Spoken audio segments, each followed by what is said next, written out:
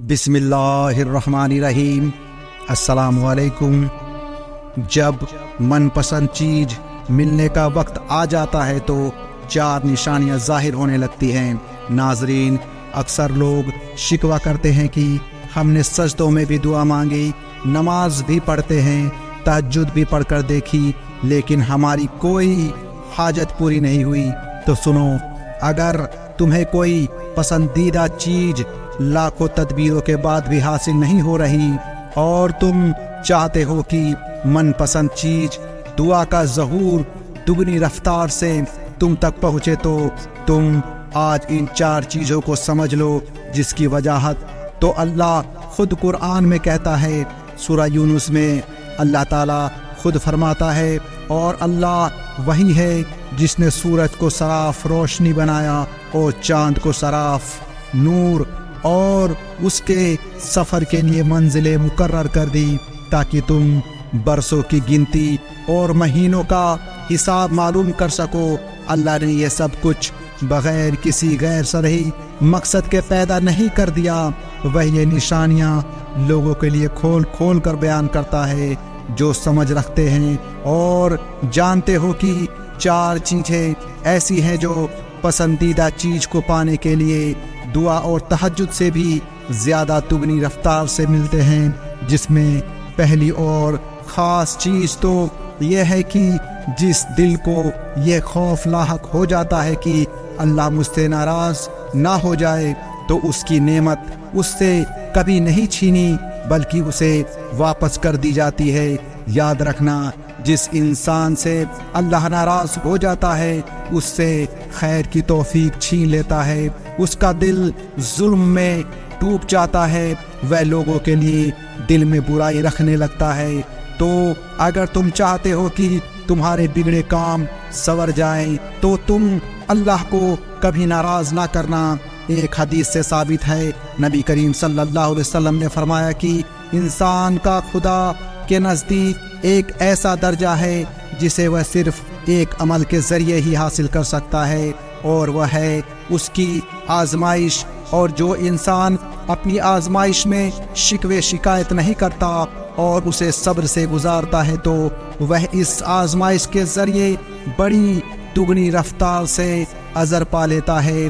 جانتے ہو، پسندیدہ ادائیں حاصل کرنے کا دوسرا عمل استغفار ہے۔ استغفار اللہ کا وہ محبوب ترین کلمہ ہے جو رحمت کی پرجوش اداؤں کو بڑی تیز رفتار سے تم تک پہنچاتا ہے۔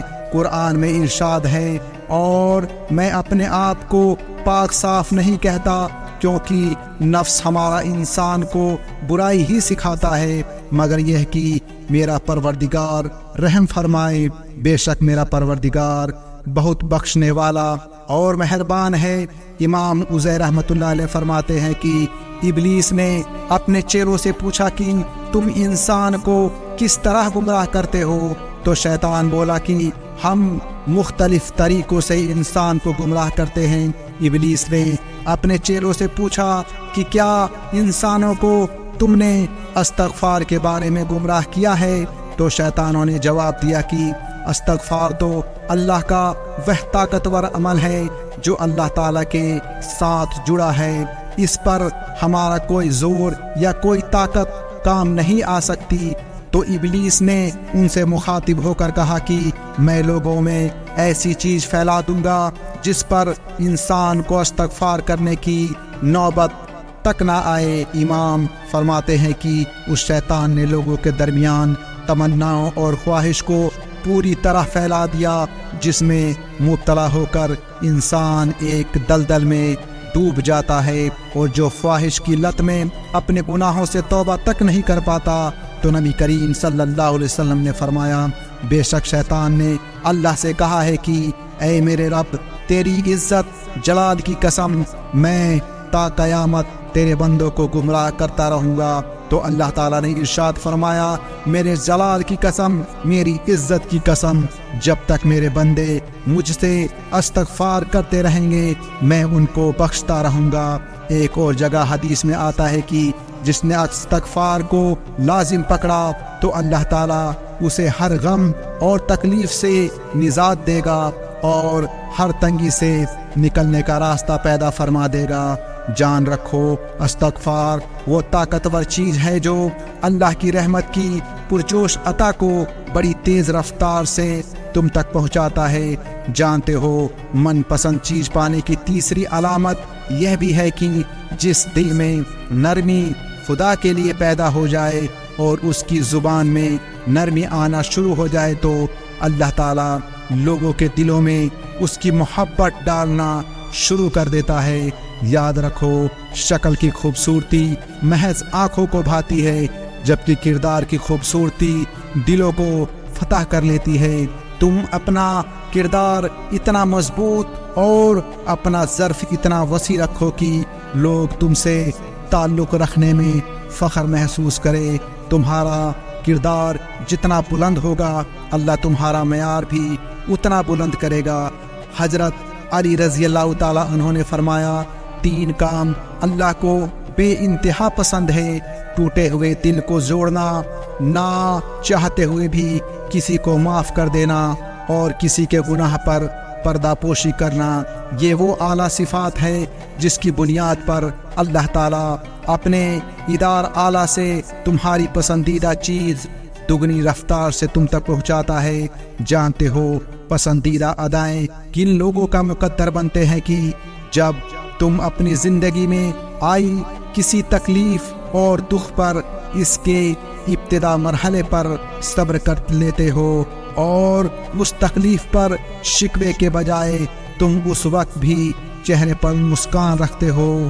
جب تم پوری طرح ٹوٹ چکے ہو تو جان لو کہ اللہ کے حیرت انگیز معجزات بھی تمہارا منتظر ہوتے ہیں۔ اللہ تعالیٰ قرآن میں خود اس کا اشارہ دے رہا ہے، اور آپ ایسے صابری کو خوشخبری سنا دیجئے کہ جن پر کوئی مصیبت پڑتی ہے تو وہ کہتے ہیں کہ ہم تو اللہ کے مخلوق ہیں اور ہم سب اسی کے پاس جانے والے ہیں۔ ان لوگوں پر خاص رحمت بھی ان کے پروردگار کی طرف سے ہوں گی، اور یہی وہ لوگ ہیں جن کی رسائی ہوگی، اور یہی وہ 4 چیزیں ہیں جو تمہاری من پسند چیز کو بہت جلد تمہارے نصیب میں لکھوا دیتی ہیں۔ قرآن کہتا ہے اللہ اپنے بندوں کے رویے پر گہری نگاہ رکھتا ہے۔ یہ وہ لوگ ہیں جو کہتے ہیں مالک ہم ایمان لائے، ہماری خطاؤں سے درگزر فرما۔ یہ لوگ صبر کرنے والے ہیں۔